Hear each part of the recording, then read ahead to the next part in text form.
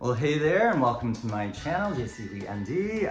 and here's another shrink-wrapped book review. I'm your host, Jonathan Jaffa Lee, and I am a child and adolescent psychiatrist, board certified in Canada and in the States where I'm currently practicing. In this channel, I'm going to be reviewing a lot of the books that have really shaped my thinking as a mental health practitioner and that I regularly recommend to the people that I see in my day-to-day practice. So if you are at all in your own mental health journey or are interested in the sphere of psychology and mental wellness, hopefully there's something here for you. Well, today's book review is on The Adonis Complex by Pope, Phillips, and Olivardia. And this was a book that I actually encountered as an undergraduate student in psychology, but it's definitely left a lasting impression on my mind. Pope, Phillips, Olivardia, they've all been involved in the reworking of the Diagnostic and Statistical Manual, which was updated in 2013, the fifth version, and in essentially establishing criteria for body dysmorphic disorder with muscle dysmorphia, which they really describe in full detail in The Adonis Complex. For those of you who are not aware of Greek mythology, Adonis was this beautiful, amazing, aesthetically shaped and formed male youth who was a paramour of Aphrodite, and ultimately he gets, sort of speared in his groin by a boar on a wild boar hunt, and it's all very, very sad when he dies. But the Adonis Complex is what Pope Phillips and Olivardia have used to describe this push or this drive for many men in modern society to think about their muscularity and the physical aspects of their body. They talk about how historically, in the fashion and sort of media,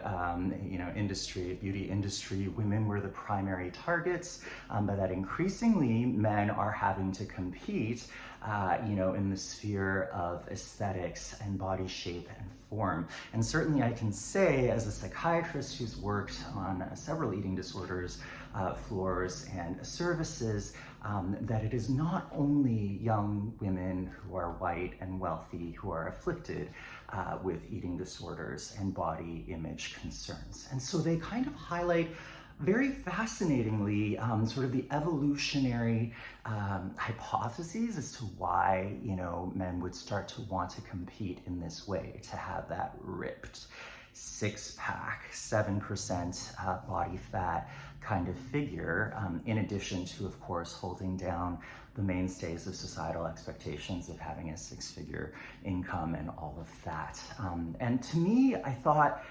as a young person just starting out in my psychology degree in undergraduate, this really shaped the way that I started to see and understand body image issues, and to perceive that there's probably a lot more nuance than just, well, it's anorexia nervosa or bulimia nervosa, and it's only wealthy white women who get it. And so it made me, I think, open to the potential struggles not only of my own, but also to those of young men who, go to the gym compulsively, who are very fixated on their protein intake, macros, and T levels, and all of that, and how that can become, in and of itself, a sort of obsessive compulsive or body dysmorphic disorder. So for those of you who've ever wondered if your cousin or your nephew or a friend of yours might be struggling, this might be a great place to start. And for those of you who do experience body image concerns as men, I think this is an incredible book that will likely be very validating for some of the pressures you're experiencing, and that maybe you have hitherto been unable to talk about openly. So there is help. You're not alone. Until next time, love yourself.